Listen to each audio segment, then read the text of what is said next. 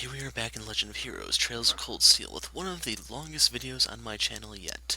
There is a ton of stuff that goes down in this video, and unfortunately there is no smooth and easy way to break things up, as you'll see when we go along. They have things messed up a bit, and one day has 7 quests compared to all the others that have most 4, so... yeah.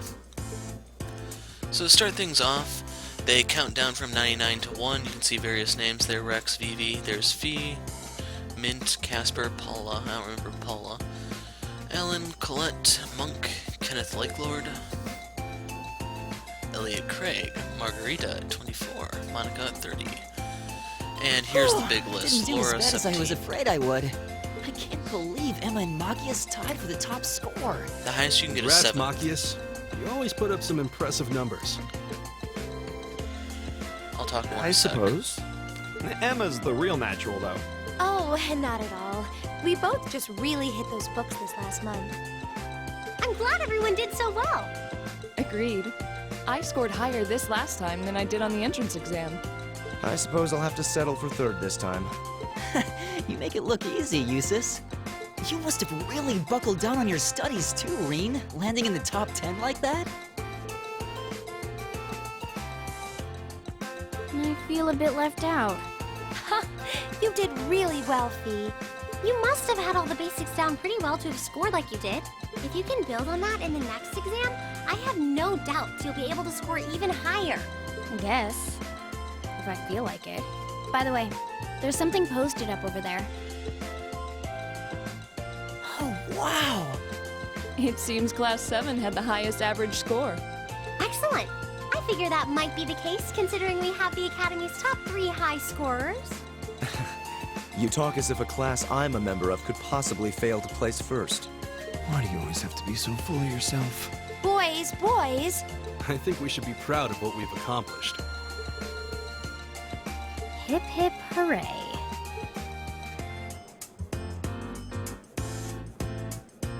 Okay, so to explain things a bit, the highest score you can possibly get is 7th place in the school.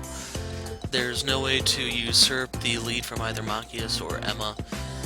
It's just, if you get 7th, then you get the maximum number of points, and you can see right here the foreshadowing of the conflict that's going to come in a couple minutes. So we get 3 AP for excelling on the test, and it's time for a practical exam. So I'll jump over to the fight. You can see all the tension leading up to our duel with Class 1. And by the way, I show as many scenes as I can about trying to get the girls into the fight.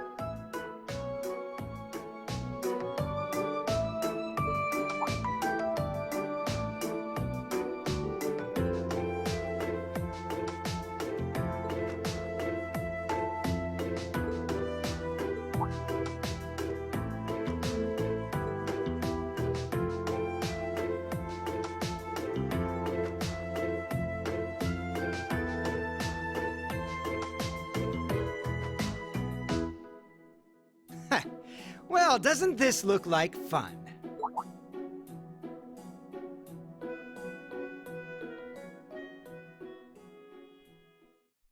Class 1?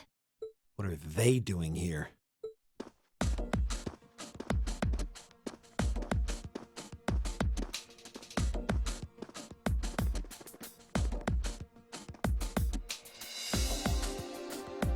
To what do we owe the pleasure of this visit? Class 1's combat training isn't until tomorrow. Oh, Instructor Thomas's class was changed to a self-study period today. So we thought it was the perfect opportunity for a little cross-class exchange, if you will.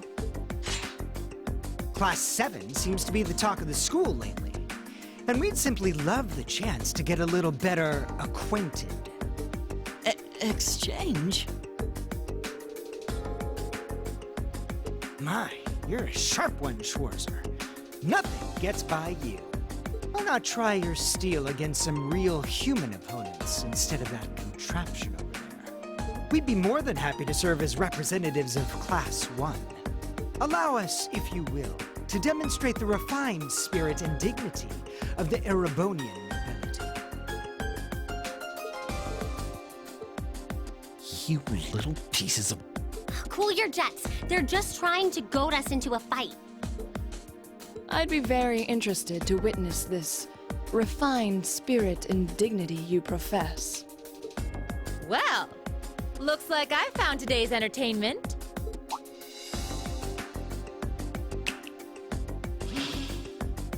All right, change of plans. Today's practical exam will be a friendly training bout between classes 1 and 7. The fight will be 4-on-4 with both arts and item use allowed. Reen, you'll be squad captain, so choose 3 of your classmates for your team.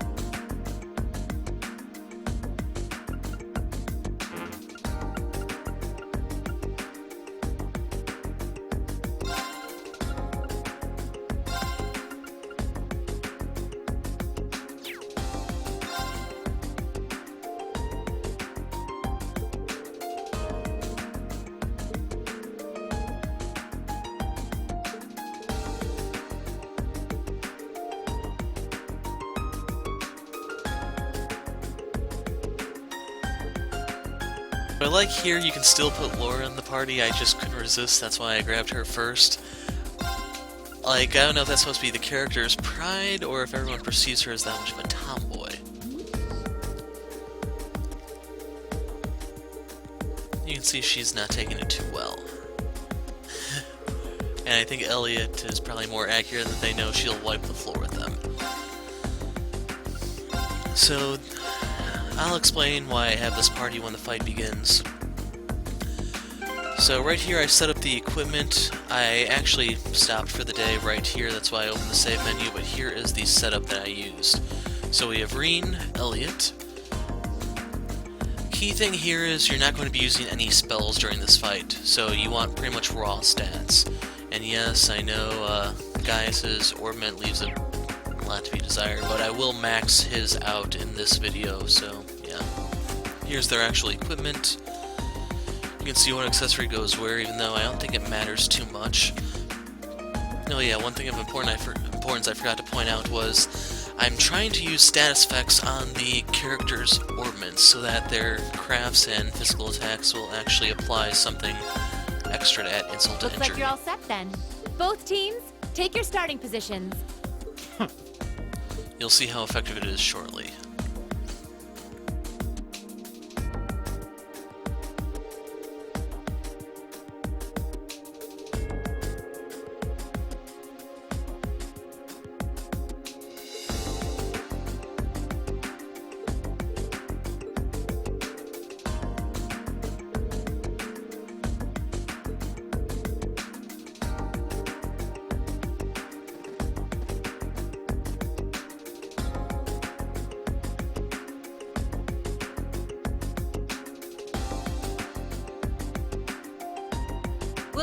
begin the training bout between our representatives from classes 1 and 7.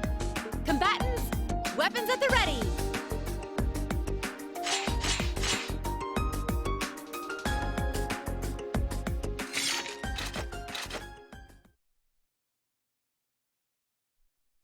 Begin! Okay, here we go. I'll show you what real nobility is. Following conditions: no one gets knocked out, no one uses arts. Crafts are fair game, so no casting spells.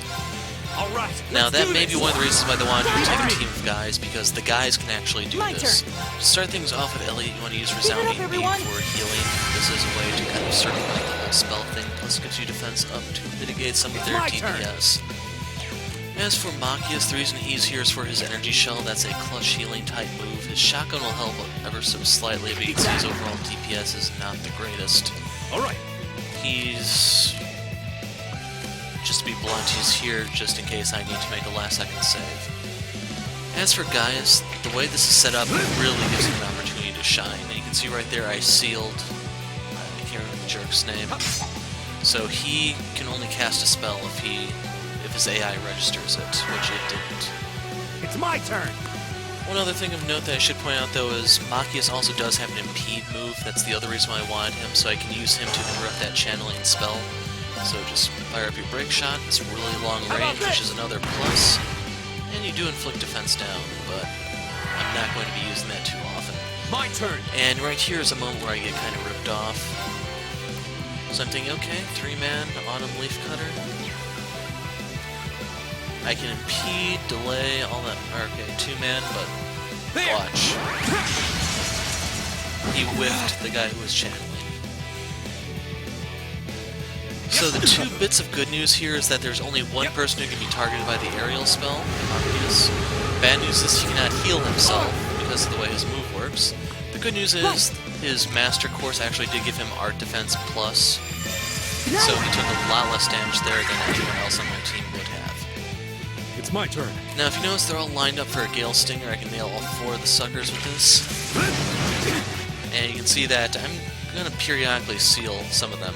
It's a 10% success rate, but when you're hitting 4 guys, it's a lot more likely. And right now they're lined up in an actual line so that I can kind of hit them back and forth. Now Reen also does have a seal quartz equipped. In case you're wondering, Gaius' actual Gale move will provide the seal. Because I believe he actually has poison equipped. Just to help out with the whole DPS thing, even though poison is not really that good in this game. Go! Gaius! Got it! So, go big or go home, right folks? You can see right there we actually got to deal a nice chunk of damage, and I believe that everyone still has their attack up buff from Reen. Analyzing enemy attack patterns. Now I will use Detector on each one of these guys because they're each a unique unit.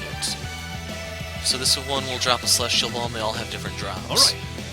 If you want to max out your monster book, you have to do that, I believe. Like I've said time and time again, I don't really care about the book. It's just I'm showing you that it is possible to get all of those scans, plus still win the fight without having to break the turns. I'll back you up. Okay, it's Machias who has poison equipped apparently. So right here I can do a 3-man Autumn Leaf Cutter. I want to interrupt that channel and delay the turns as much as possible. I don't even know if Patrick has actually done anything yet.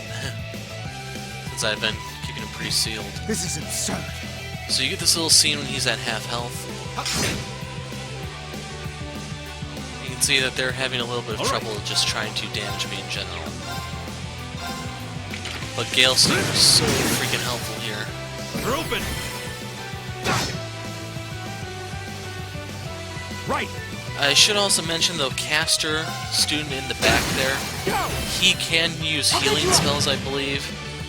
Right. And the blue-haired fencer can use revive spells, so Analyzing enemy attack when you patterns. drop the healer, you have to drop the guy who revives immediately afterward, and that's what I'm kind of setting up to do. So just a little bit of strategy advice for you. Now this is a little dicey in that Reen takes some damage, but Like, the enemy doesn't ever get to take any further advantage of this. So yes, he is down, but if you notice, I'm in position to just arc slash from all the way over here. And if you look at whose turn is next, I didn't want to use the actual rush because the one guy was pretty much dead. I wanted to save that for someone who is actually healthier. Thanks. It could have hit the other guy, yes, but it wasn't a chance I wanted to take. Now, So if you notice, I took out the revival guy first. leave it to me. Here I actually used it on the healthier guy. Go. And I'm in position to use the arc slash to finish off that one healer unit.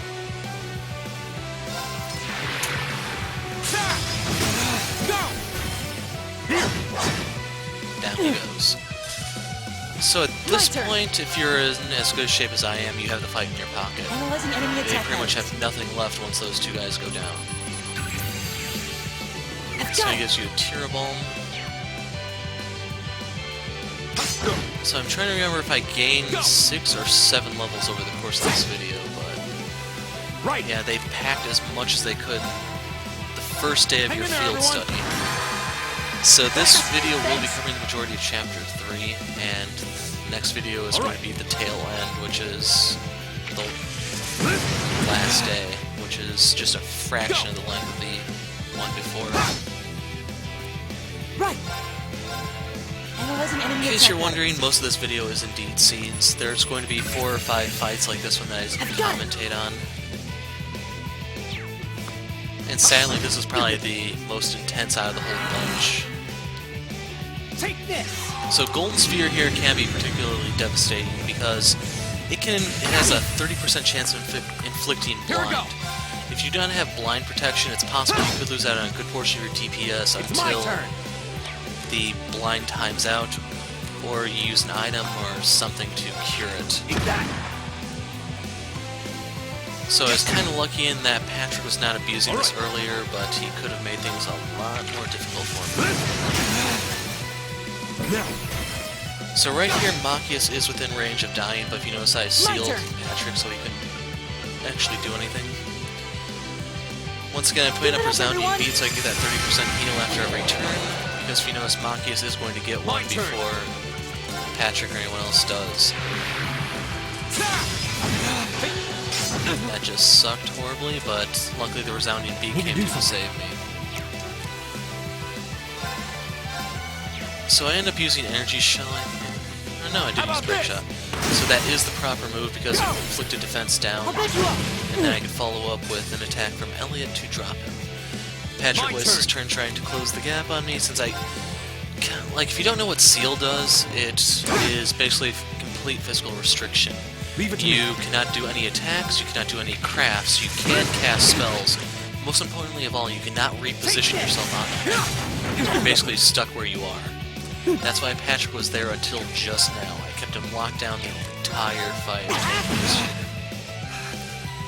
Then we had Elliot finish the job, and Is everybody okay? conditions met, so we get the bonus AP, we get a 2.6% EXP multiplier, we get the drops from all the guys, big payday, I did it! and I'm satisfied. Are you?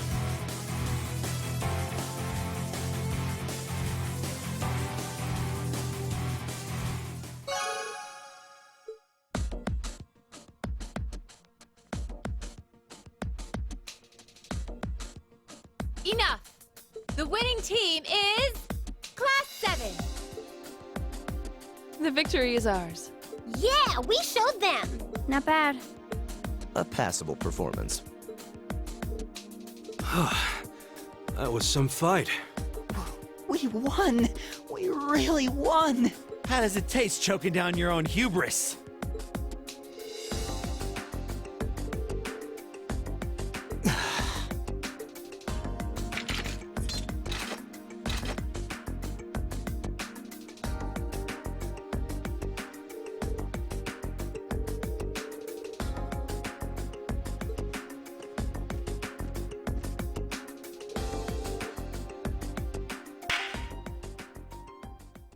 Get your filthy hands off me!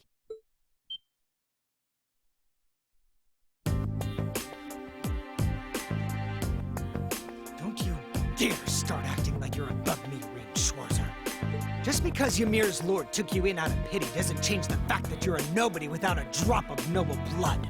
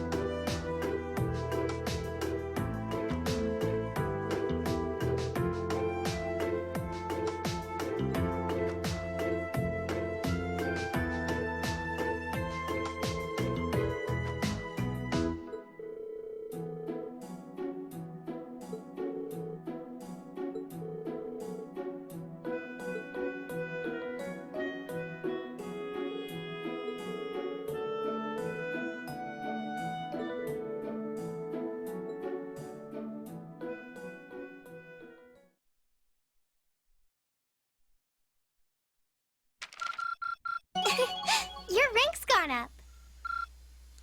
Here's a little something from the academy. So here we get ingenuity, and Thank you for everything. to put into context how awesome this is, I pretty much jumped in to tell you about it. If you're not aware, this quartz will allow you to regenerate your EP just by walking around on the map. So you want to put on a caster type like Emma, Elliot, or someone along those lines, because it just massively increases the amount of spells they can cast as long as you're walking between fights. When you're in a big situation like a boss fight or something, it will not help you, sadly.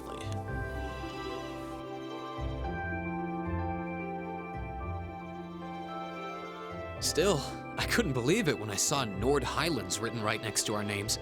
I wasn't ever expecting our field studies to take us that far out. Well, it does make sense, since it's an important place in the history of the Academy's founder, Emperor Dreykuls. Indeed, the Highlands are where he first began to solidify his military power during the War of the Lions. That's about the extent of my knowledge of the Highlands, to be honest. No worries. I'll tell you more about Nord on the way there. Anyway, I hope you're all ready for a long trip. The train ride between here and there is over 8 hours. 8 hours? That's almost an entire day's journey. It sounds as though the experience will be more than worth the trouble, though. By the time we get there, it'll probably be evening already. You think we should go stock up on some snacks before we leave? There'll be no need for that, Lady Elisa.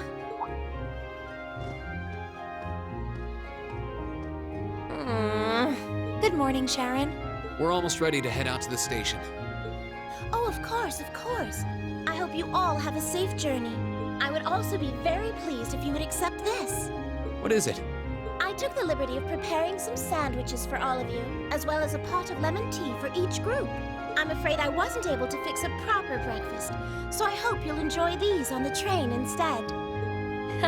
Thank you so much. We really appreciate it. Such a thoughtful caretaker. We'd be more than happy to accept them. Oh, think nothing of it. Any good maid would do as much. Well, everyone sure loves you, don't they? I guess my objecting to you being here just made you work that much harder to cozy up to everyone else. I would never dream of such a thing. Please have a safe and pleasant journey, my lady. I'll be counting the hours until your return. Fine, I'm leaving. Hold on. You aren't plotting anything else, are you? I haven't the slightest idea what you're talking about. Yeah, if you say so. All right, we're leaving for real this time. Have a safe journey. Please excuse us. The dormitory's in your hands while we're away.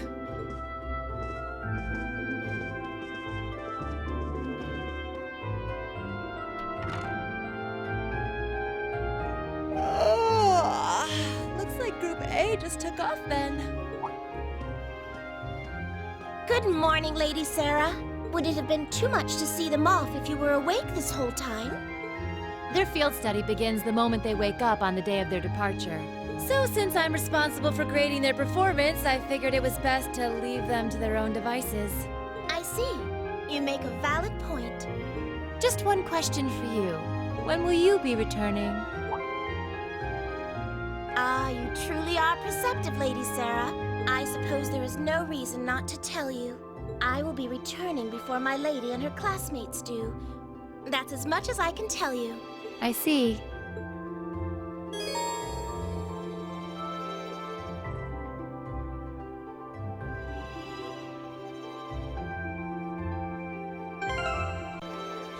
So while I was fishing in the old schoolhouse, I managed to hit the brown angler level. When you talk to Kenneth, that allows you to pick up the next rod. It's really cheap. I don't know all the details that go into it about what all you can and can't do, but I went ahead and picked up the new rod as well as the new badge here because it's part of the set that you need to get the ultimate weapons. So right there, deluxe rod sold out, cart badge costs you 80 points each, which is not too bad. I have to see what the third badge costs. But Swordtail, Carp, and the third one you can trade for 1/3 of an ultimate weapon. Here I showed the books that I picked up, just in case you wanted to get the whole set. But going back to it, there's the Mishi set, there's the fishing set, and I don't remember if there's one other set other than your books. But you can trade all of these to Colette eventually, and she'll give you Zemurian ore or something along those lines, and you can craft that into an ultimate weapon for one of your 9 characters. So I'm kind of curious if you can get an infinite number if you have enough of these fishing badges, but I'm not totally sure. As for right here, this is where you can get the payday from Celine if you've been giving her milk every time you saw her up until this point. She'd give you some sort of Zechs item, I think, which is like the game's elixir, if you're familiar with Final Fantasy terminology. Like, I don't remember what the equivalent is in Shin Megami Tensei. It'd be like, bead and precious egg combined together or something like that. I forgot what the SP restore item is called. Anyway, time for us to go out on assignment. There's going to be a ton of scenes, and I don't know if I'm going to commentate on anything I have to review, but I may be talking to you guys next when we get to another Easter egg or a battle. The Easter egg being the arrival at the fort.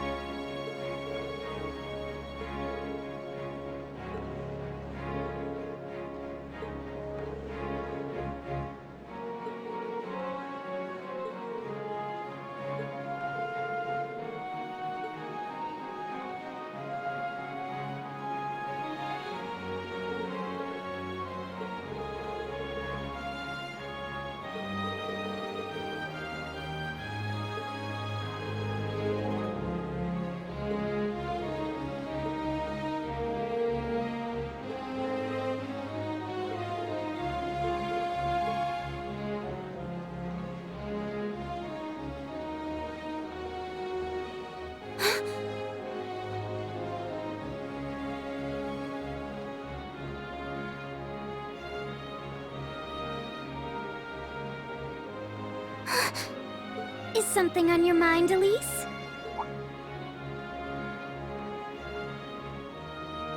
Has some rugged, handsome young man caught your eye? Like your brother, perhaps? Please, Your Highness. I just thought I saw someone I recognized. But it couldn't possibly have been him. I can't imagine what would bring him to the capital this early in the morning. Someone you recognized? I wonder. But I knew you wouldn't deny it.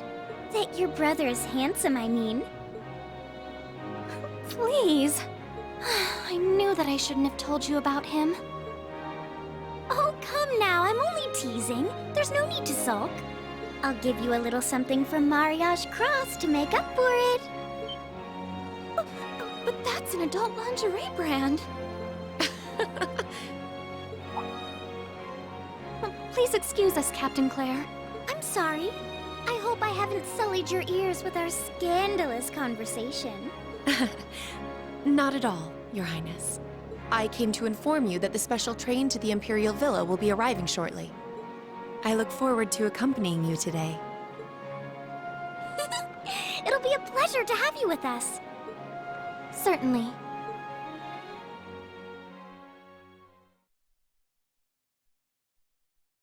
Okay, jumping in for a second. If you didn't recognize who those two are, those are the little sisters. One is Reen's little sister Elise, and the other one is the princess. I can't remember what her name is offhand, but we saw the prince earlier on. We will be seeing him again since we're in his home country now. I'm trying to keep it vague for those of you who are not familiar with Trails in the Sky because the prince's identity is a pretty big spoiler.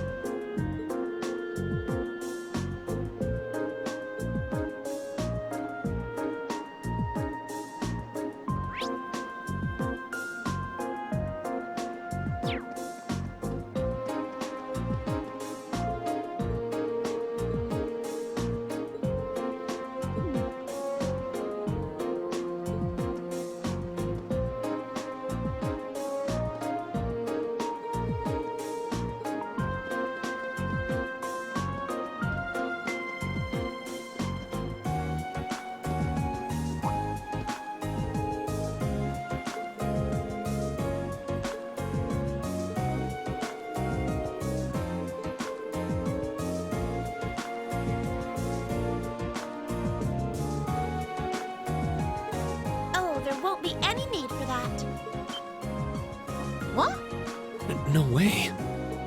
Sharon? How did you get here before us? The power of my love for you allows me to do the impossible, my lady. And as you'll see, I've prepared packed lunches for all of you that far surpass this morning's offerings. I do hope you'll enjoy them. Thanks. We really appreciate you going to all the trouble to make these for us. True. That said, I'm really curious how you got here before us. It seems that the Rhineford family's maid enjoys a little amusement at the expense of her employer. I imagine you transferred to an airship in the capital? Of course. Why didn't I think of that? You can cut the time from Heimdall to Ruhr in half if you travel by airship, I think. You got me. I took advantage of the opportunity to borrow the airship's kitchen so I could make your lunches as well. They're quite fresh, so take a moment to savor the taste. Well, thank you. We really do appreciate all you're doing for us. Honestly, I knew you had to be up to something. You're not planning on coming all the way to the Nord Highlands with us now, are you? I'd love to, but unfortunately, I have some other business I must attend to. I may not be able to return to Trista for a while either. Other business? Sharon will be assisting me with my work.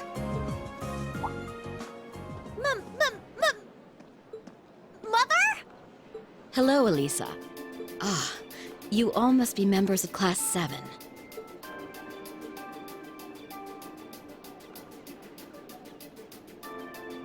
I'm Elisa's mother, Irina. Also the chairman of the Rhineford group. It's a pleasure to meet you. The pleasure is ours. I'm Rien Schwarzer. Pleased to meet you. My name is Emma Milstein. Gaius Warzel. Glad to make your acquaintance. Eustace Alvarea. A pleasure. I'm glad you're all managing to get along with my obstinate daughter. I wish I could stay a while, but unfortunately I have work that can't wait. Come along, Sharon. As you wish, Madam Chairman. What? Seriously? You show up like this and that's all you have to say? It's always work with you, isn't it? You probably didn't even notice I left home until I was already gone. Now it's just, hello, Elisa, and that's it? My lady.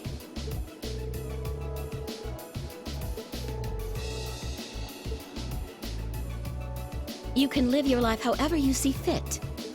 I have no intention of forcing the Rhineford group on you. Even if you decide to follow a certain someone's path and cast aside all sense of responsibility, it's your choice to make. Besides, I still manage to keep myself informed of the general goings-on in your academic life, in the monthly reports I receive from the Academy. What?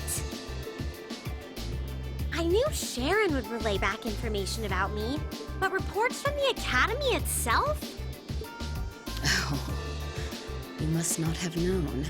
In addition to my other responsibilities, I also sit on the Academy's board of directors. Oh my, that means... Just like Rufus. It does appear that way. I'd certainly deem the chairman of the Rhineford group a canny choice as a member of the board. The Rhineford group is heavily involved in the development of the Orbal staff, as well as your Arcus. I must say, I'm quite pleased with the reports I've received on your usage of both. I'm looking forward to seeing the results of this month's field study as well. Do give me some good reading, won't you? Please excuse us, my lady. Take care during the rest of your journey.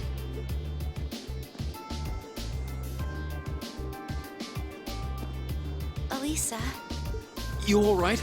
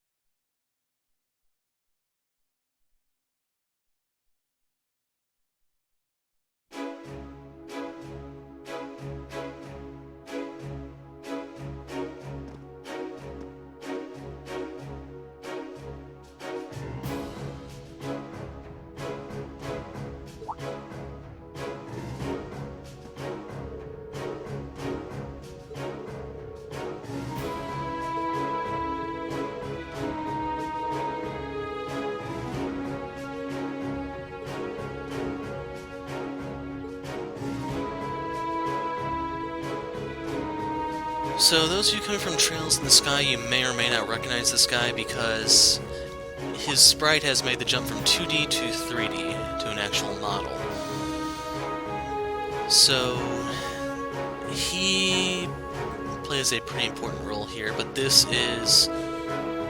they'll give you his intro right here. Zechs Vander. So in case you're wondering, Zechs is the number 6 in German. I have no idea why his first name is 6, but yeah. So this is Vander. If you remember from Trails in the Sky, he is Mueller's father. He is also the guy who leads the tank brigade on the assault on the Oriole at the very end of 2nd chapter of Sky. The Prince and Cassius have to kind of talk down the invasion before another war breaks out. So you have seen him before if you're coming from Trails in the Sky, it's just you may not recognize him since he's now 3D. And the big question you may have was, why is Zechs Vander, such a big name, one of the bodyguards of the royal family, all the way the hell out here? And you'll be finding that out at the end of this video.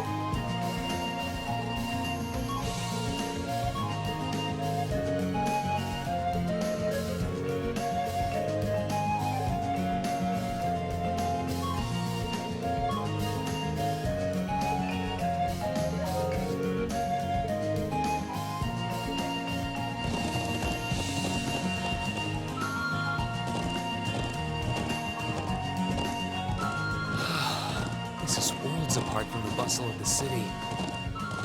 It really is. I feel like I'm one with the wind. Indeed, but if you didn't go too fast, that would be great. I'm sure it will feel natural in time. No doubt the riding club would be fuming with envy if they could see us now. I'll bet. Anyway, my home settlement is due northeast of here. Hopefully we'll be able to reach it before sundown. Right. Let's move!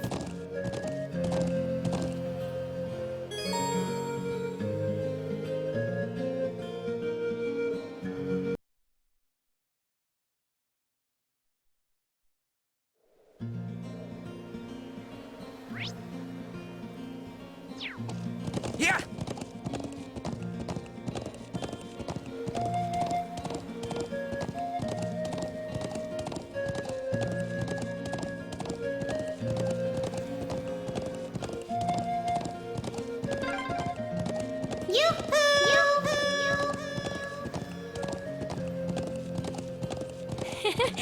as excited as a child. I think I'm just caught up in the moment.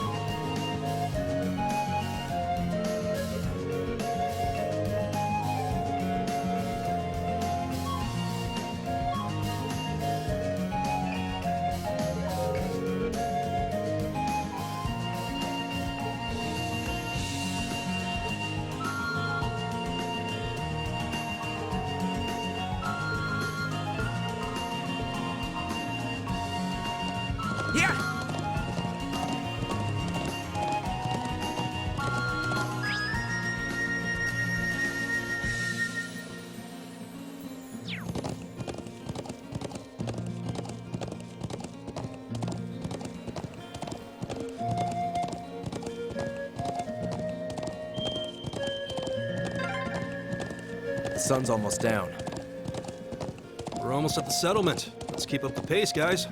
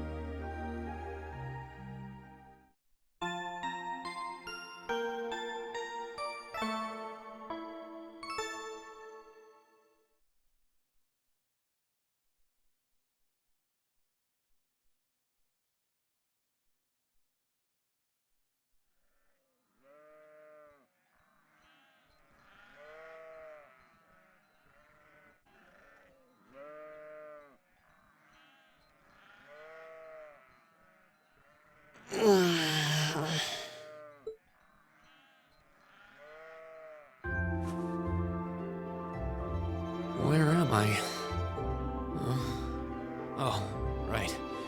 Nord Highlands.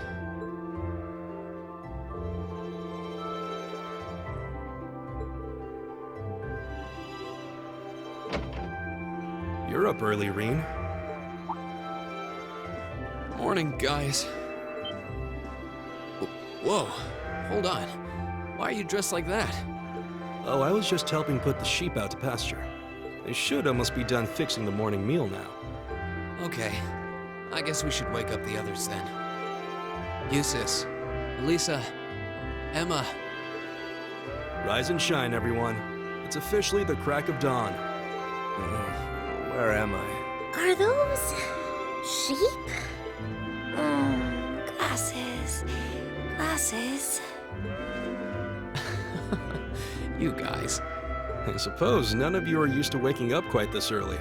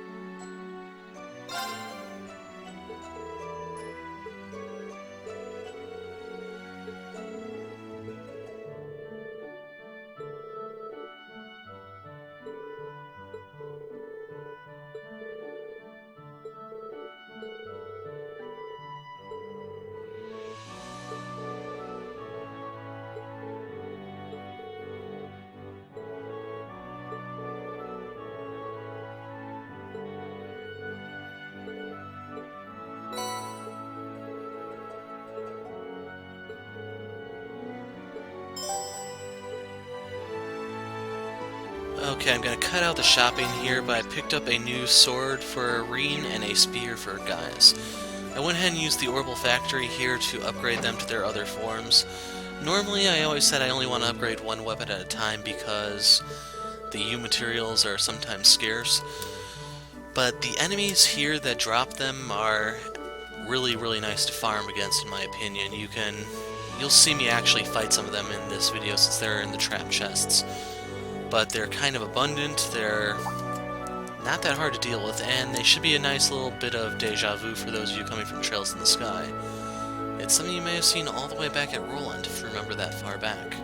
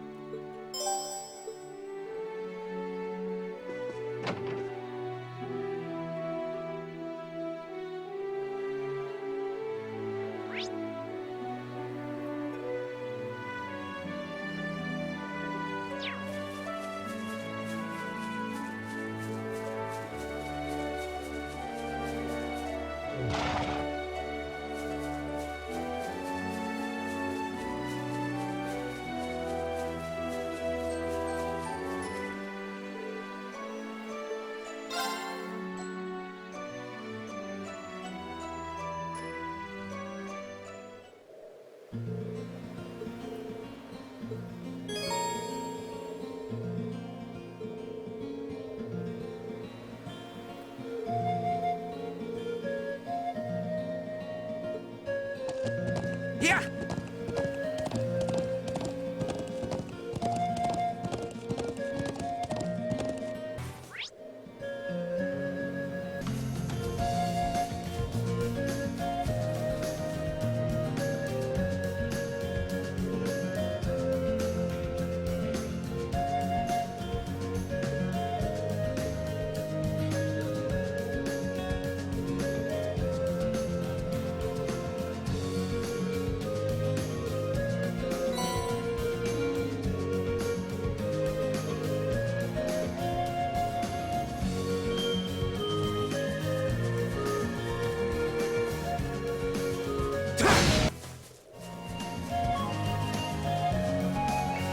Let's get going. Yeah!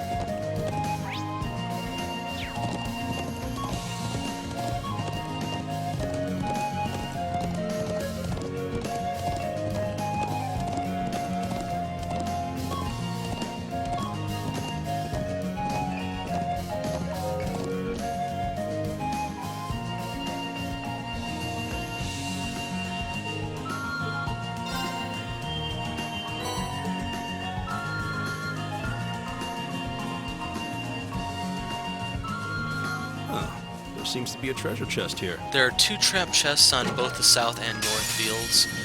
So here we are finally reintroduced Here they come! Be careful, everyone! to the Rhino Cider. Go! So if you don't recognize these guys, with the exception of the fish enemies, these are mostly guys that are found in the Roland area from Trails in the Sky. And as such, I'd say just like with Trails in the Sky, they're not really that dangerous, but like this is my first encounter with them.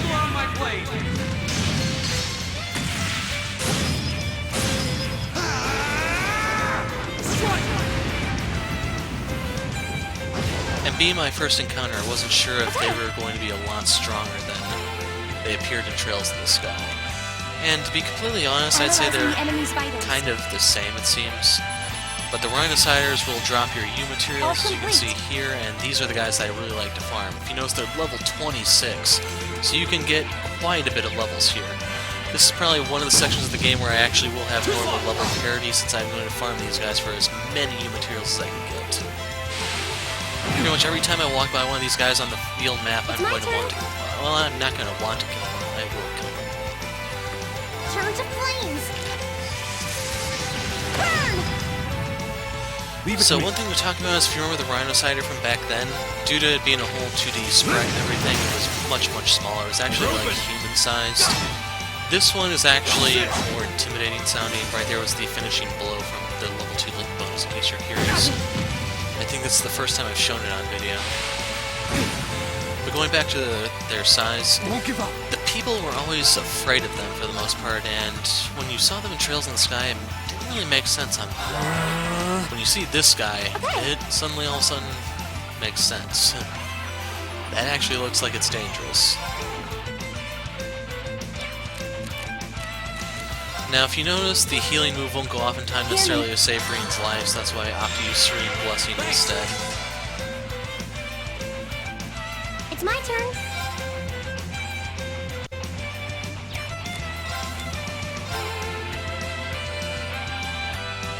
Turn to flames.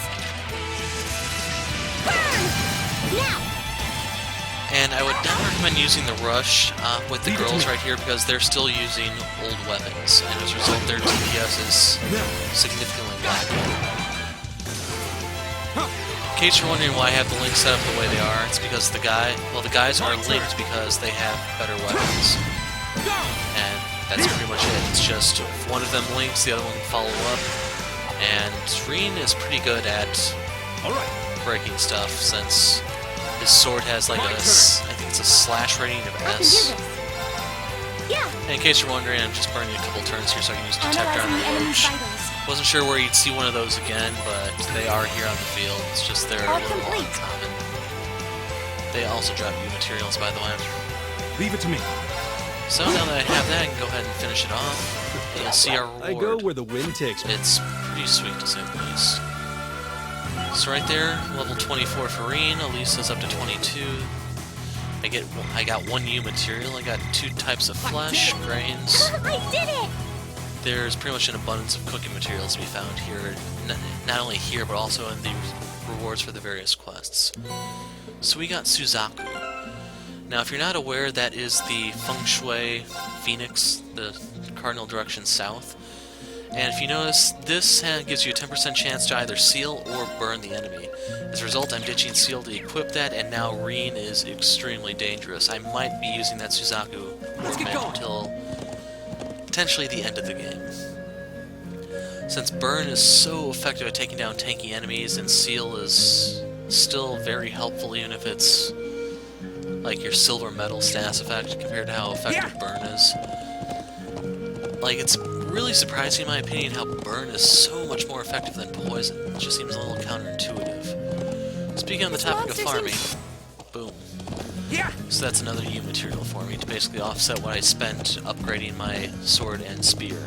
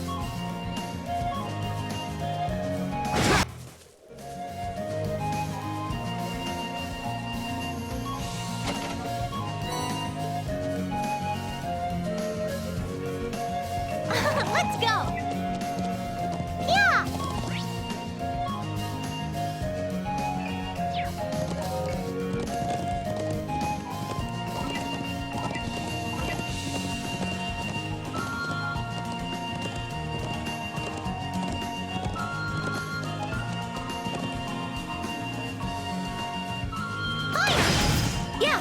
Yeah! Let's go! Yeah! Isn't this the way to... This path leads to the stone circle you saw yesterday.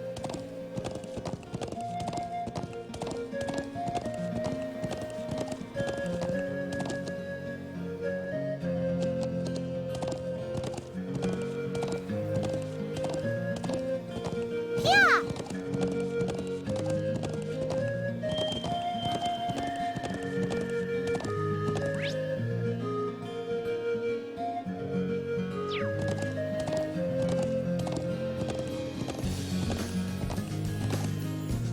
It's enormous. It's a treasure chest!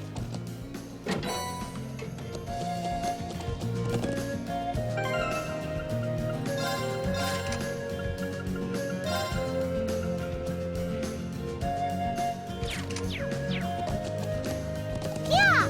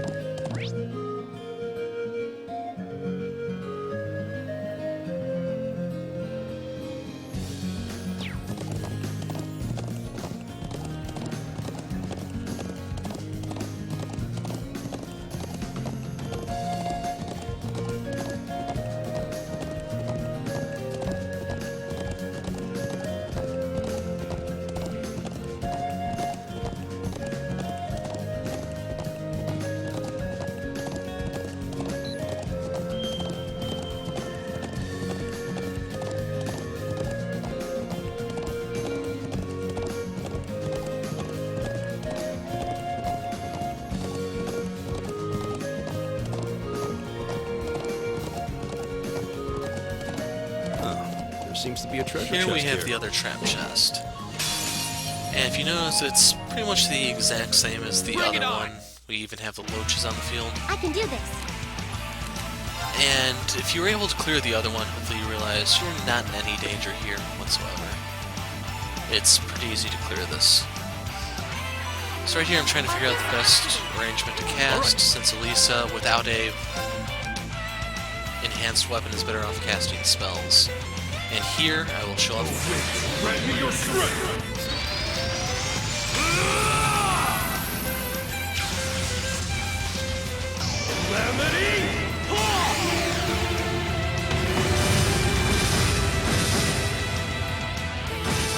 And yes, I did let guys finish that for me. So right there is Calamity Hawk if you wanted to see it, you're curious, whatever. So right here I do have a 0 arts turn, but it's not really worth it for me to Father. I need to try to delay the turn to enhance the spell from Elisa to make sure that the Sword of Thorn lands. So even though I didn't get to take advantage of the 0 cost, I did manage to give her a crit turn, which allowed her to just shred everything that was behind that round side. Now Reen's a little banged up. It's up to you on whether you'd want to use Tyr or Tira. The important thing is just that Emma has enough art power to where she can heal a lot with just her Tyr spell. It's not like some of the other characters where they'll be lucky to heal half that. Leave it to me. That is one of the drawbacks on this game, how they changed the healing spells from fixed amounts to scaling art power. Now! I've got you! But anyway, we're done with this one. Nice We get a 1.5 EXP Thanks modifier. for all the help.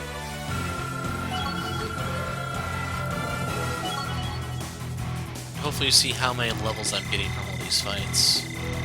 Got a U material, defense 1, That should suffice. and a reward.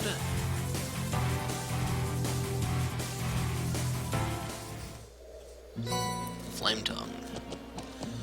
So in case you're wondering, this is a spell, it's a better fire spell, but due to this being a rare quartz, it also does have a strength bonus going with it. I will equip this to Reen and use it after a certain point.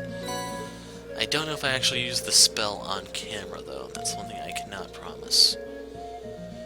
So right there was our final herb, but we still have some business on the field to take care of before I want to go back. Yeah!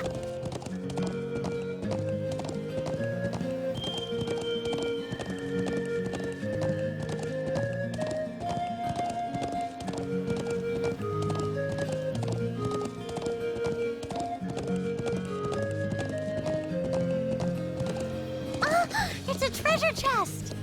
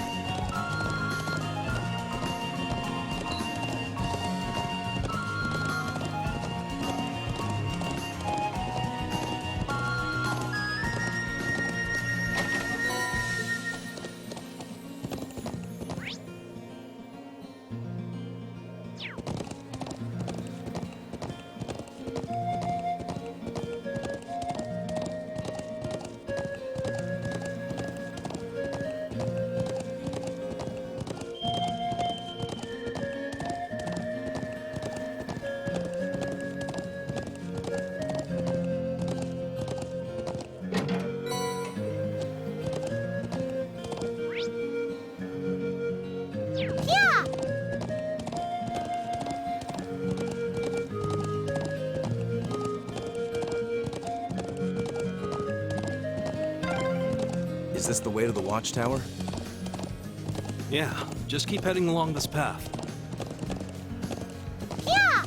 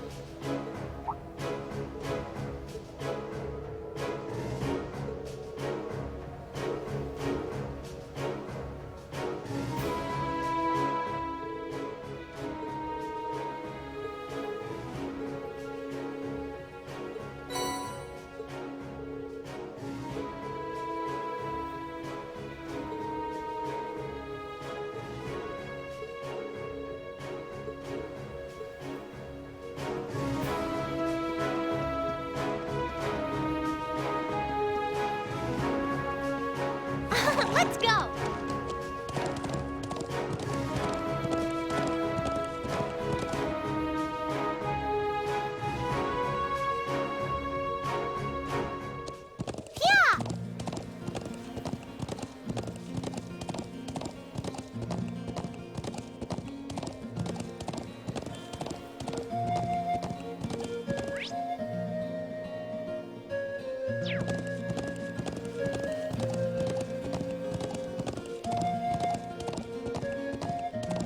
Put a large...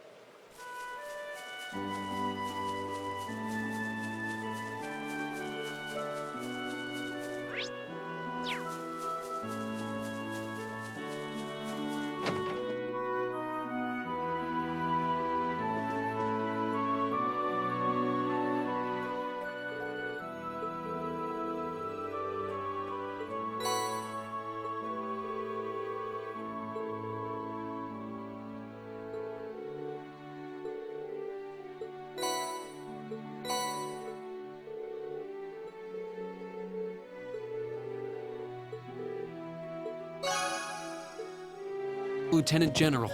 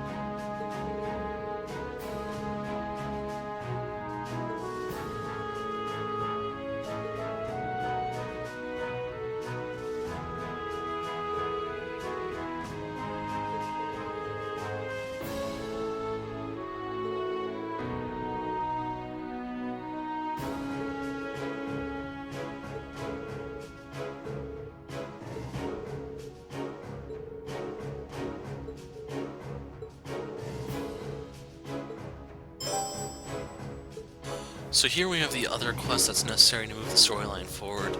I went ahead and cut out a little bit of the base, just try to get this video as short as possible. And you can see how effective I was in the end, but we'll get there in a moment. So right there is your foreshadowing about a hidden quest coming up between her and Toma.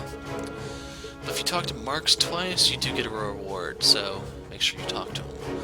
Right here, he's concerned about Toma and Charles. And if you talk to him the second time...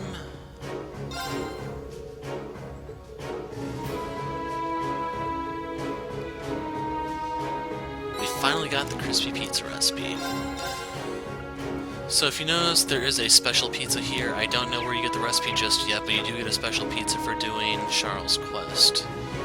So if you want one, you don't have to spend the 1,000 mira to get it. You can just wait a bit. Hopefully you'll find it worth it.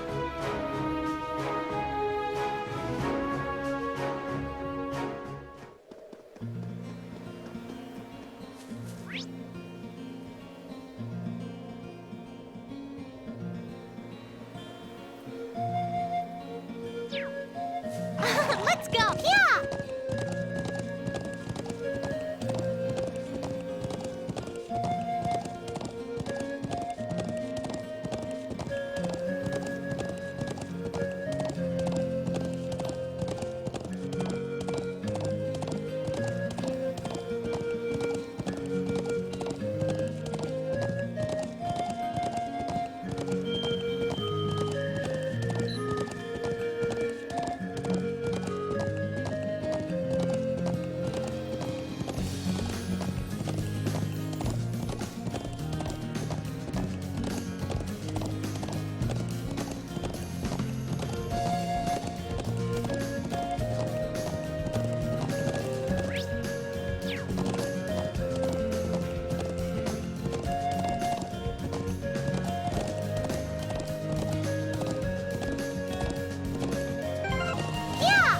So, just like the Rhinocider, this Thunder Quaker thing is another enemy that's carried over from Trails in the Sky. Could be in Blue and Zero too, since I haven't played those I can't comment. For the most part, this is somewhat similar, and this is a really annoying enemy. Like, it never really gets out of control if you don't royally botch it. Watch out! This is a tough one! Go! But it's... So for the Quaker, you notice it's really resistant to wind, potentially immune, and really weak to earth. So I want to chip it away while slowly trying to get these loaches under control. Right. Now you get to see the Molten Rain spell, or craft, because I picked it up off camera, but this is my first time actually trying it. So it's an AoE spell, doesn't really do a lot of damage, but the cool thing is it can inflict burn. And not just burn, but AoE burn. So if you run into large groups of tanky enemies, that spell can be a godsend. Whirlwind! Anyway, using turbulence here, I don't have enough CPU to actually use Calamity Hawk, but you don't really need it, to be honest.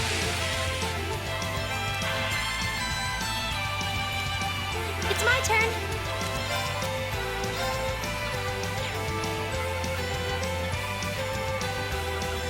So I also got the Crescent Shell craft. I wasn't sure what exactly it did, that's why I stopped to read it for a moment. And right here I would like to deal some damage with Emma, it's just I don't know the best course of action to go about it. Like, in Trails in the Sky, all of your crafts scale up with strength, so someone in Emma's situation, her crafts would really suck. But for Cold Steel, supposedly they fixed that, that's what I've been told. It's just I haven't had the opportunity to actually test this to find out for sure. That's why I was a little hesitant. There! So right here, to get the loaches under control, I went ahead and used the Autumn Leaf Cutter. And unfortunately the damn thing moved, so Frost Edge doesn't hit the intended targets, but it still picks off 2 of them for me. You can see the one fish is sitting there burning. One other dies to burns. And right here I'm trying to look at where exactly the spell will fall if I cast it, because different spells have different cast times. That's what that delay number means, in case you're wondering. So it costs 8 action points to cast the spell. Leave it to me. Some others will be higher, some others will be lower. It just depends on the spell in question. Marcus, activate. And depending on where the enemy's turn falls, you may act before or after. But anyway, that one loach actually walked into this. One goes down. I think the one that walked into it just got blinded. Right here I'm using Chrono Drive to try to get some more movement in. And here's that really annoying move, Discharge. My turn. So if you're close enough together, you can try to heal, but the big downside is, if you didn't notice, it inflicts mute, so you can easily lose your caster's casting ability if you do not have some sort of mute protection in place. In case you're wondering, with Emma, I can do this. for Elise, it's not as big an issue. Turn to flames. Burn! So right there, Flamberge picks that one up. Unfortunately for Gaius, he is both sealed and muted. So there's actually nothing he can do other than use items. But at this point, the fight is winding down. It's only a matter of time for Fish can no longer keep treading the air. It's my turn. Also, one point of curiosity that's a bit of a tangent, I guess, is the series never really explained the whole flying fish thing. So you'll see it a lot as you go. It's just something that's really weird and never actually talked about. Anyway, the Aqua Bleed's going to hit for 1,000 damage. It's my turn. I kind of wanted to get that EP heal turn on either Elisa or Emma so that they can keep casting. Ingenuity does nothing in battle, like I said earlier. And right here, it's pretty much just a race on me killing him before his discharge wipes out my party simultaneously. And while it may look close, if you just do the math, you can see that my DPS far outpaces that thing's. It's my turn. It's not even close. So I was kind of planning using the Blessed Arrow, but I decided to just go all out and wrap this thing up. And since this thing has such pitiful art defense, that's why even though Emma's using a pretty crappy staff, it still does really nice damage. And if you're wondering why Gaius' attack did crap damage, that's just due to the wind resistance. Go! So Burn took out a nice 2,000 chunk for me. Okay. Arcus, activate. Aqua Bleed's gonna take off another 1,000. And I was trying to get the overkill here, but unfortunately, I don't know how much extra damage you have to do to actually achieve that. That takes care of them. So as a result, I didn't get that, but I still get a 1.7 EXP modifier. And you can see Reen is now all the way up to level 26. That's how much EXP I'm getting from all these fights. We also get the Voice Breaker. I forgot what exactly that does, Just but I do getting have it started. equipped on someone. A matter of course. But that completes our mission, and before you think, hey, we're done for the day and everything, you may realize, okay, we're only 2/3 through the video, and I said there were 7 quests on this day instead of the usual 4. So yeah, we're actually only halfway done with the day. As long as you're not counting the whole hour-long transport. Yeah, I'm not.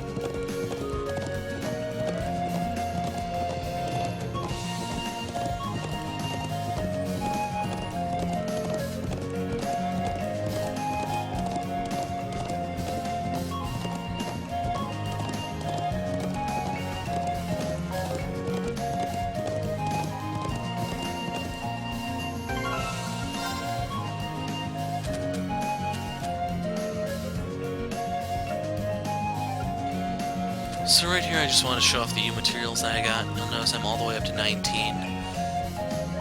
That will give me quite a few upgrades, and I also have the option of just turning it into one of those cosmetic accessories. But I genuinely don't give a damn about those, so yeah, they'll just be weapon upgrades someday.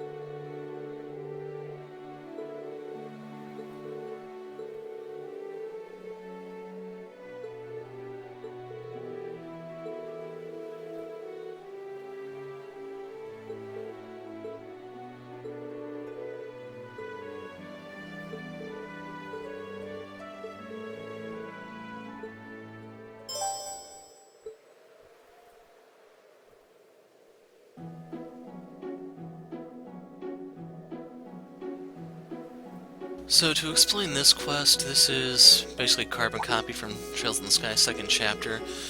The Sunday school students would ask Estelle the specifics about being a bracer, since Reen is not a bracer. Instead they just ask him stuff about the country.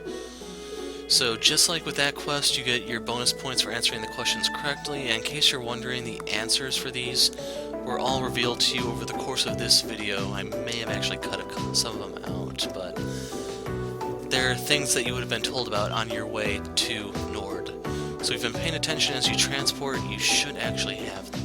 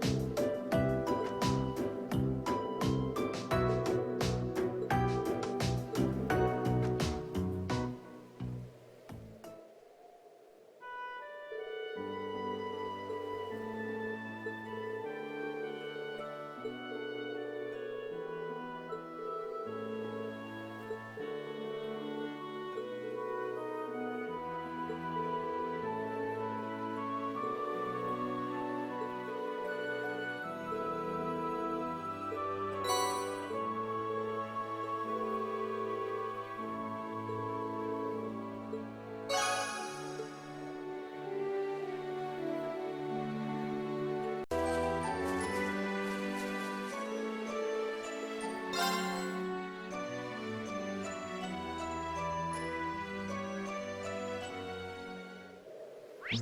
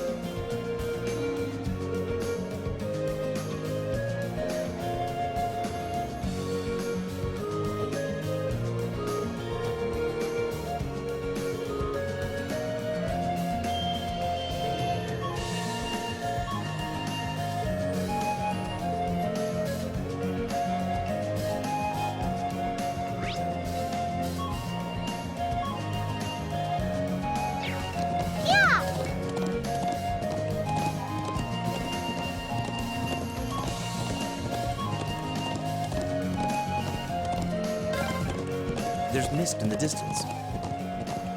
Yeah, it's even higher here than the southern Highlands.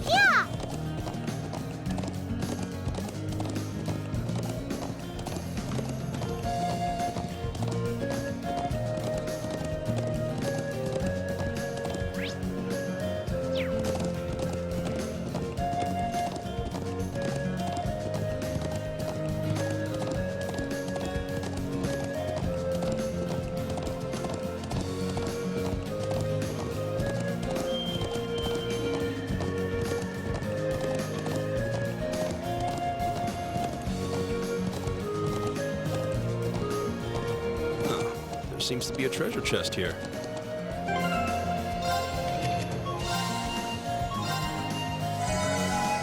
So here we are with the next set of trap chests. Instead of this one having the Rhinocider, we now have the Here they Hippogriff. come! Be careful, everyone! There are all these little annoying rat things. I don't know what the significance of them are, but they give a nice little chunk of EXP for especially how easy they are to kill. And they appear in high numbers.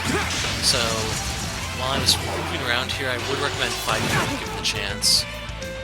They're really, really easy, and the payout is relatively high for how easy it actually is. Oh no, you don't! So anyway, Molten Rain to get some burn damage going, and right there I was a bit unlucky. I mean, turn before this, where Reen missed the big guy and it actually provoked a counterattack, so he lost half his health. Whirlwind! Yep, the RNG is just out to get me sometimes. It's my turn!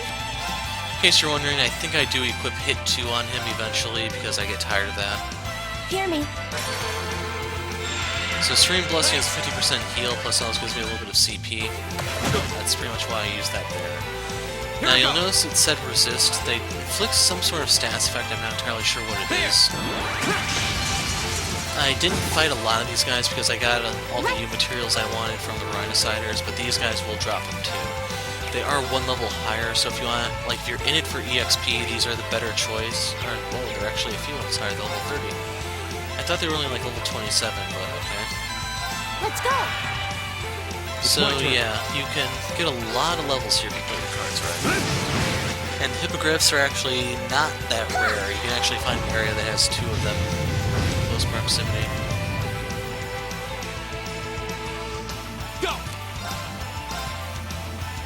So right here, I'm pretty much hoping that the Leaf Cutter doesn't miss. I get the crit, follow it up with the rush. Since they're in close proximity, I can hit both of them, and all those hits are crits. It's my turn! It's stuff like that that actually makes the physical attacks and crafts somewhat viable in this game, where they're not entirely eclipsed by arts. But if you're playing on higher difficulties, then yeah, you'll run into the same problem with Trails of the Sky Second Chapter, where the enemies get a lot more physical defense than art defense, and in order to wipe them out in an efficient amount of time, you have to spam spells.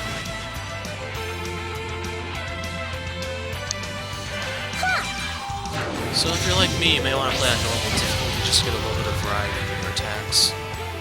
But that's entirely your preference. Another Autumn Leaf Cutter. I was trying to kill the one, but it wasn't quite that. It's my turn. I think it was sealed though, so it can actually do anything anyway. If you notice, they're really weak to Earth, and I actually don't have any Earth spells equipped on any of the guys here. That is something I will remedy near the end of the video when I equip one on Arcus, activate. Elisa. Alright. But for the time being, that is a bit of a weak spot for me. It's my turn. I just don't think the Earth spells are as good in this game as they were in Trails in the Sky, where... Turn to flames. Yeah, I'd say they probably were the best of the 4 basic elements, especially when you're dealing with titanic ore and stuff like that. Yeah. I have to see if that's in this game. That would be kind of nice. Here we go. So anyway, right here, the fight's winding down. I don't really care to burn any more CP or anything else. I'm just trying to rebuild my... Here we go. I can't see what those points are called in the top right corner, but the thing that allows you to rush the enemy. Arcus, activate. Yeah. Using Tyr just to keep her outside of the kill zone for the friggin' hippogriff. There. It'd be kind of annoying if my healer fights the dust, you know? Turn to flames. Burn! Gold! And in case you're wondering, yes, it survived with that little HP. So I'm using Flame Tongue here just to make sure I get the overkill bonus. 1,000 damage. You can see the 2.3 modifier. Various payout. I also got a new material. A matter of course. I don't know if Yusa's got his buff yet, but he does have something that makes Reen's attack buff look like crap. So right there we got Byakko, which is something I'm going to equip on Gaius right now. Towering waterfall. I'll say, it must be at least a 500 arch drop. In case you're wondering, it's just like Suzaku. If you're not familiar with Feng Shui, Byakko is the white tiger of the west. Yes, west. In terms of Feng Shui, it's supposed to represent wood element and stuff like that, but the important thing is, it's a wind sepith, or wind quartz, so I can equip that on one of the mandatory wind slots on Gaius.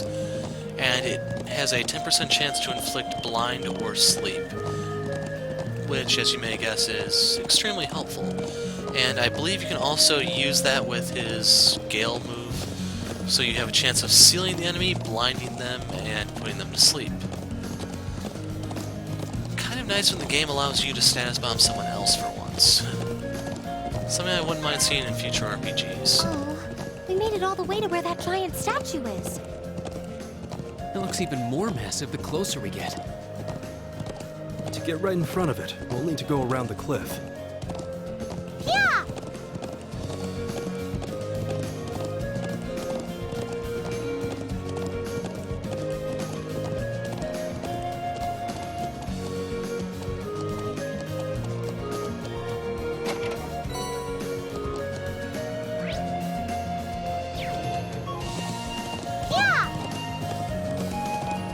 That looks like a strong one. Be careful.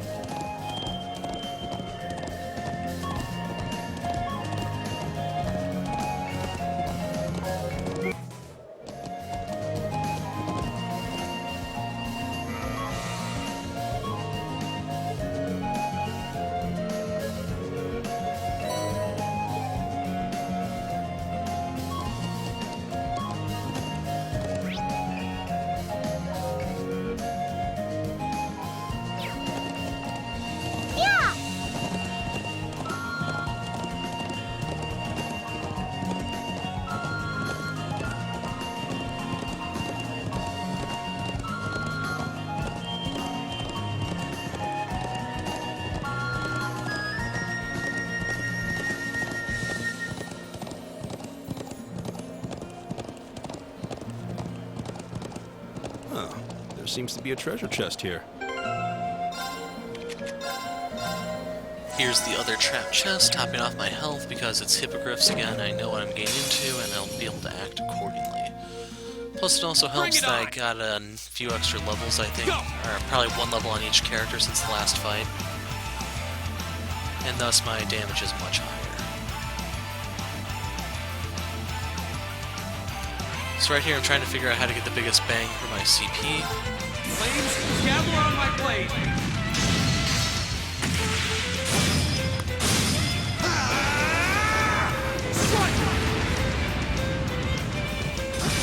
case you're wondering why I did that, it was purely for the 7th upturn.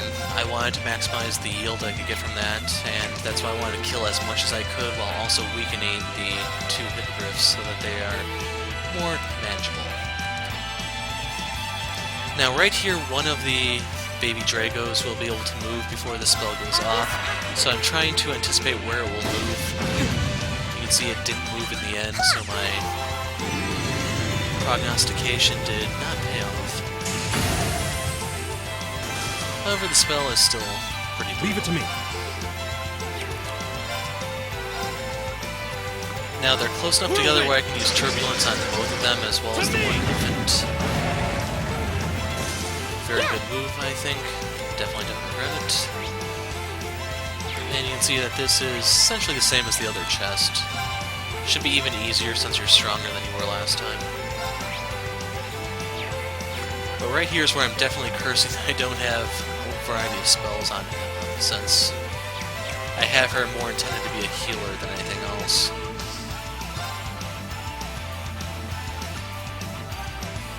In the end, I decided to settle on Crescent Shell.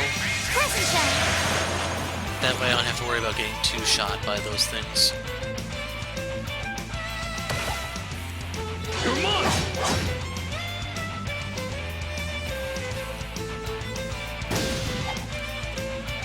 I can do this. Those infants are so annoying, aren't they? So right here I wanted to hit all 3. As long as I can keep the burn going, Chris will just slowly melt away. My turn! There! And I want to use Autumn Leaf Cutter on them just to delay their turns, potentially get a link attack, and all that good stuff. That's plain and simple reason why I did that. You can see that I'm getting really lucky with dodging the barbecue move, but it's only a matter of time until that finally does hit someone. Now, I believe Reen is outside of range of Serene Blessing, so I have to use Tyr or Tira to heal him. You'll notice Tira is going to fall on a free art turn, so I won't have to pay the outrageous cost on that. Let's go! Yeah! Thanks! And he's now out of the danger Here we go! zone. There! Another Autumn Leaf Cutter, damage, link, delay. Another chance! I did miss one of them, sadly. And you can see I had to pay the price. Leave it to me. But you get a little payback. So there's the Silver Thorn. Sadly, I will not hit the infant, but I think I did confuse the one on the right. No, I didn't. So right here is their big annoying move, Flame Breath. Overkill with a deadly reprisal. And at this point the fight is won. Yeah! Now I just have to try to figure out how to maximize my yield while minimizing my cost. So I opt to have Emma cast a big spell because that way I don't have to pay the burn damage. She pays when she finishes the spell. As a result, I can pick them off, I get the double kill bonus, and as a result I get a double EXP multiplier. So Reen's all the way up to 27 now. Got another new material, I got an attack one that I could trade at the pawn shop before school moves. I did it! Making progress! Even though it's That should suffice. good job, Sleeve.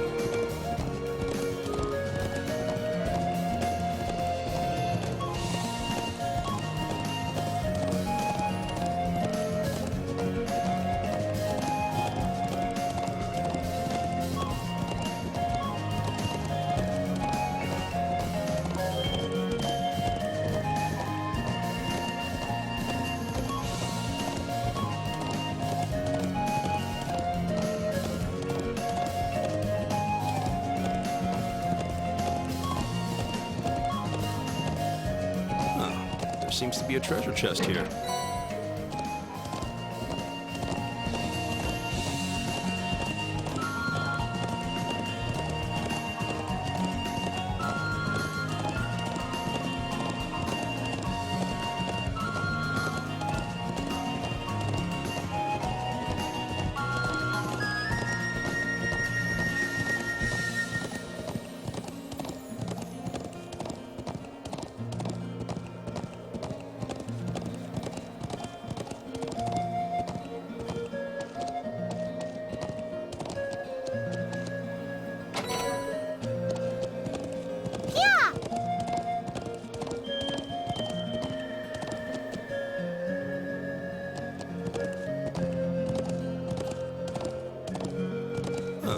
There seems to be a treasure chest here.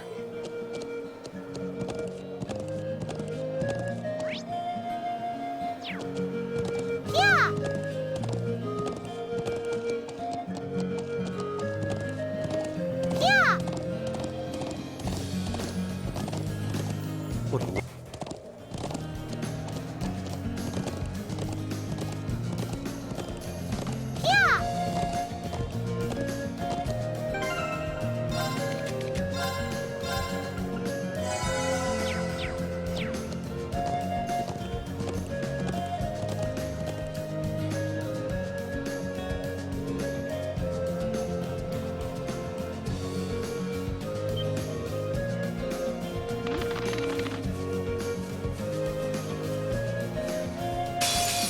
In case you're wondering, this is a joke battle. Here they come! The Be creepy careful, everyone. sheepies are Here we go! not even close to being up to your strength level. You can see how Reed damn near one-shot it. Even Lisa and Emma with their inferior weapons do a number on them.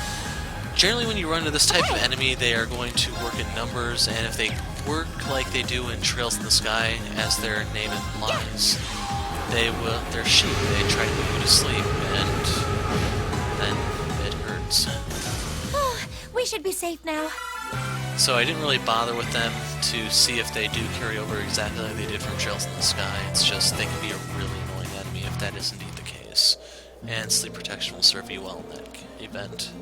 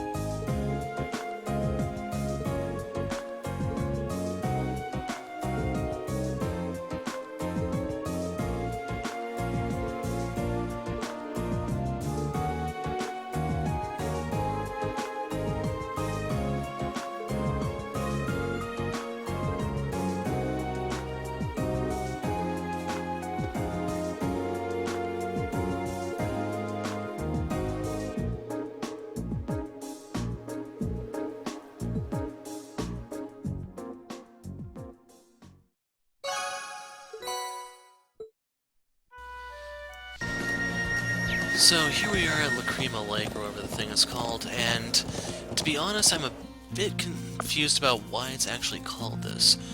The spelling is different, but for those that aren't familiar with what Lacrima means, it's Latin for tears. It's also the genus of the poppy plant that's used to make opium and heroin, I believe. Maybe just opium. But I think they mean it more in the sense of tears rather than some sort of drug. Well, pipe dream of sorts. But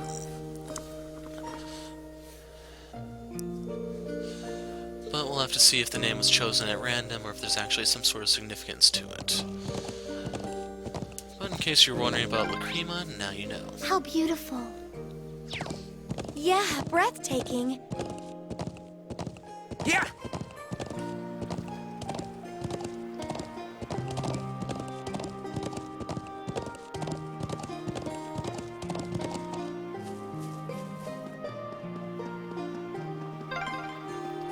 Man, I'd love to get in a little fishing here.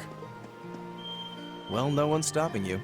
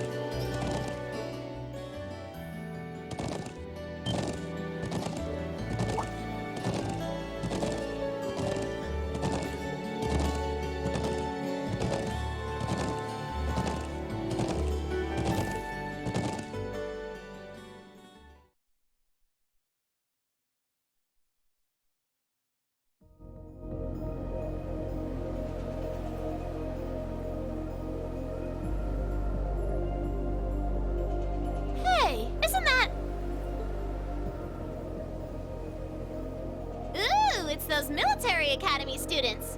I wonder what they're doing all the way out here. Oh well. Looks like things are gonna start getting interesting.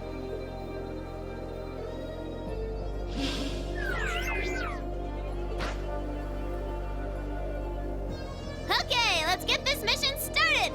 Sheesh. Gramps and the others can be so unreasonable sometimes.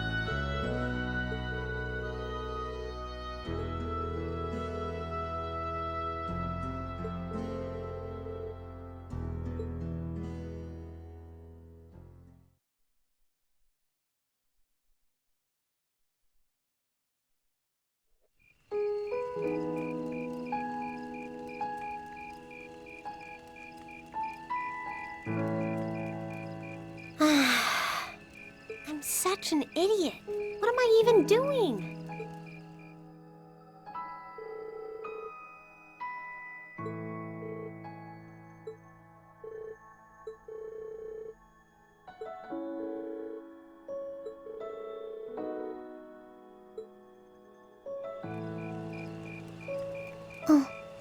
Elisa?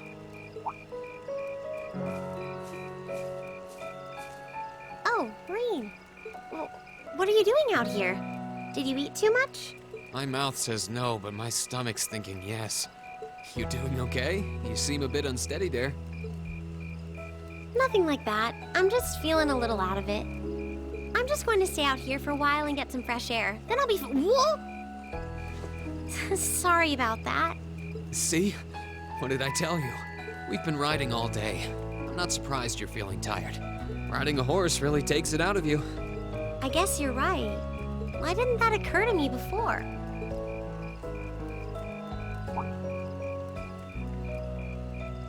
Hey, Elisa. Look up at the sky. Huh? Wow.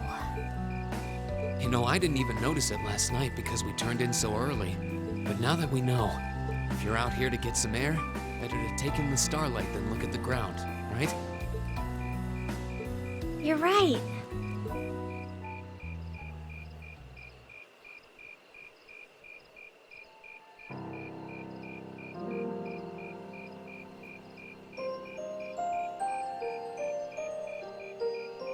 My father was a technician.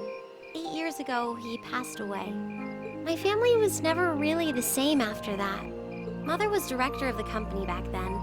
She focused all of her energy on making the Rhineford group even bigger. She used to treasure our family, but after that, it's like she could barely spare a thought for us. Oh. She did seem like a talented businesswoman when we met her. Well, more than talented to run the Rhineford group. What you saw in River Station was just a watered-down version of her normal intensity. We'd be able to have dinner together maybe once every 3 months, and that's being generous. But at least I wasn't alone. Grandfather and Sharon were always there for me. That's how it was, huh? I guess you've known Sharon for a long time then. Yeah, my mother hired her about 7 years ago. Being a Rhineford and all, I never had many people I could really call friends when I was young. The nobles looked down on me, of course, but the common people treated me like I was different from them, too. At least with my grandfather and Sharon around, I never felt totally alone. Grandfather introduced me to all kinds of different hobbies, like horseback riding and playing the violin. Sharon taught me self-defense and archery, and all the high society etiquette expected of a lady. Meanwhile, my mother kept expanding the company completely against the wishes of my grandfather, the chairman. I see. Though, hasn't Rhineford always been a big industrial company? Kind of, yeah. Even back then, they took on projects in all fields, from steel mills to railway construction to guns and tanks. It's not surprising there are people out there who like to call the company a merchant of death. I can't say I completely agree with that side of the company, but I've never felt embarrassed or ashamed about it. But a few years ago, the Rhineford group finally went too far. What do you mean? Those 2 railway guns set up in Gorelia Fortress on the eastern edge of the Empire? You know about those, right? Yeah, I've heard of them. They're supposed to have the longest range of any orbital cannon in the world. I've only seen their spec sheets, but the destruction they're capable of is terrifying. Erebonia's still fighting with Calvard over Crossbell, and those guns are capable of targeting any point in Crossbell State. In just a couple hours, they could wipe Crossbell City and its 500,000 citizens off the map. No way. That's way beyond being a weapon of war. More like an instrument of massacre. I couldn't agree more. And neither could my grandfather, who supervised their construction. Even though my mother was the one who signed off on the project, my grandfather regretted it like the decision was his. As he was hesitating over whether to hand them over to the Imperial Army, my mother betrayed him. What? She went behind his back and secured the support of all of Rhineford's major shareholders. Everyone from Ruhr's ruling lord Marquis Ragnar to the top brass of the Imperial Army was on her side. In the face of such overwhelming pressure from all sides, my grandfather was forced to capitulate. He stepped down as chairman, and my mother wasted no time taking his place. That's when my grandfather decided to leave the company entirely. And me.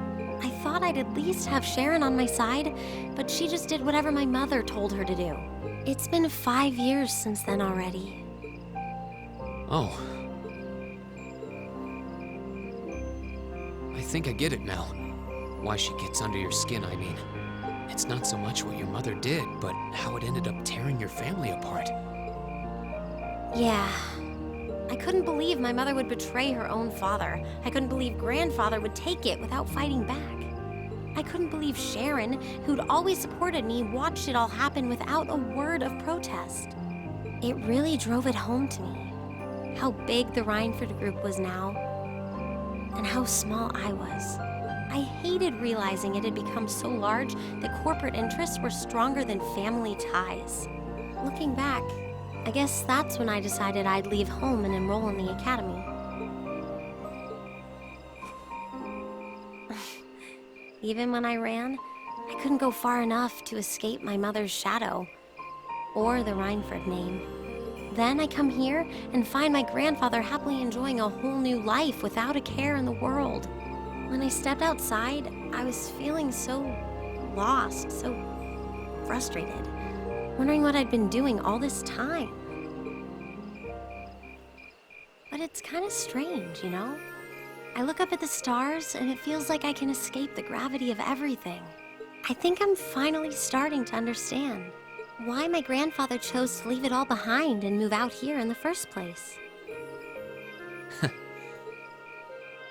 You really are strong, Elisa.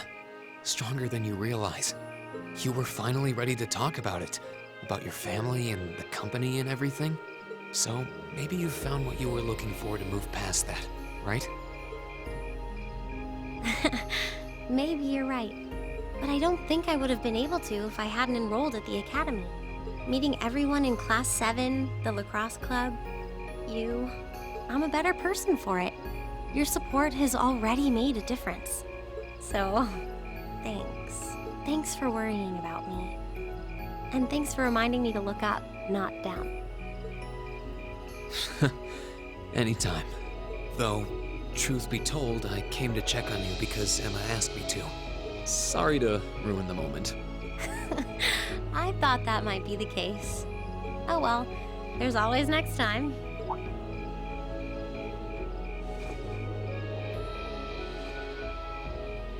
It's kind of strange to hear you tell me I'm strong, because I could say the same thing about you. You always seem to get thrust into the role of leader, someone we can count on to keep us on track. I guess running errands on all my free days is really helping me buckle down. Still, I feel like I've got a long way to go, especially when I keep running from myself. Huh? Remember back in Keldic? I said that I came to the academy to find myself. But sometimes, I wonder if maybe I just wanted to get away. From my family, from myself. Oh. Do you not get along well with your family? Oh, I do. I'm not their real son, but my parents always loved me like I was. My sister and I, we've had our differences, especially lately, but we still get along pretty well. No, the problem's just with me. Reen. Still, I suppose the fact you were finally ready to talk about it means that maybe you found what you were looking for to move past that, right? Who'd have thought I'd have the chance to feed you your own good advice so soon? I can't believe you can just say things like that with a straight face. Maybe being on the receiving end every now and then will do you some good. Alright, you got me. I admit defeat. But yeah, I guess I'm starting to figure things out. In my own way. Maybe enrolling at Thor's was the first thing I'd done right in a long time. I ended up in Class 7. And now, all of us are out here like this, spending time together. Yeah, I like that. I hope the things we learned during our field studies can help us all make a difference in the world. So... Wait, all of us?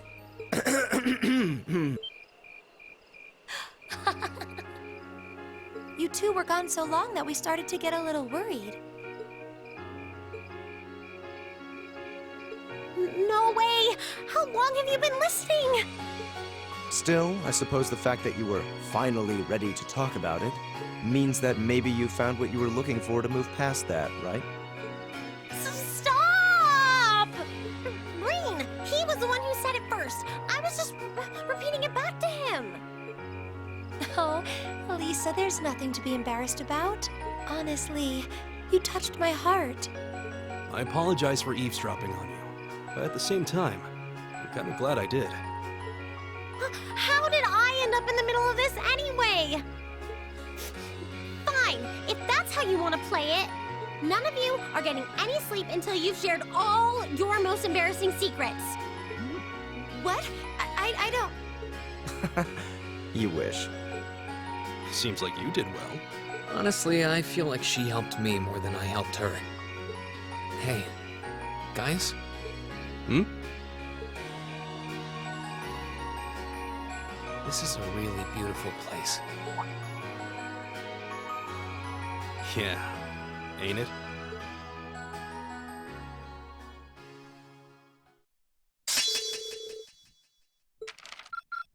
Ooh, you're moving up in the world.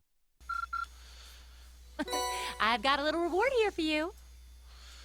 So if you notice, our Drinks on points me were at someday. just about 170 out of 430. So we've crossed the 1/3 threshold, and if you think about our levels at the very, very beginning of the game, in that little prologue segment, we were level 50, the same as the teacher Sarah. We are getting close to level 30 now, which means we're maybe 60% of the way through the game. Well, it'll probably be 60% once we finish this chapter, but hopefully that puts into context for you how far we've come and how far we have yet to go.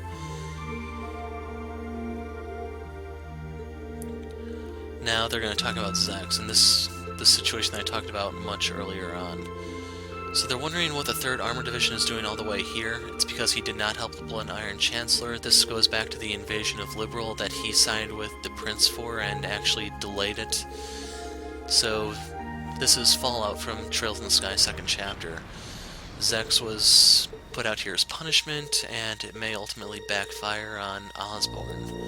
You have to see how it all plays out, but if you remember, Osborne does have ties to Ouroboros. That's why he had those steam tanks ready for when the Oriole wiped out all the Warlords. So right here, this is setting up the context for the following video, where we resolve everything in Chapter 3, and we can no longer ignore the lolly with the robot.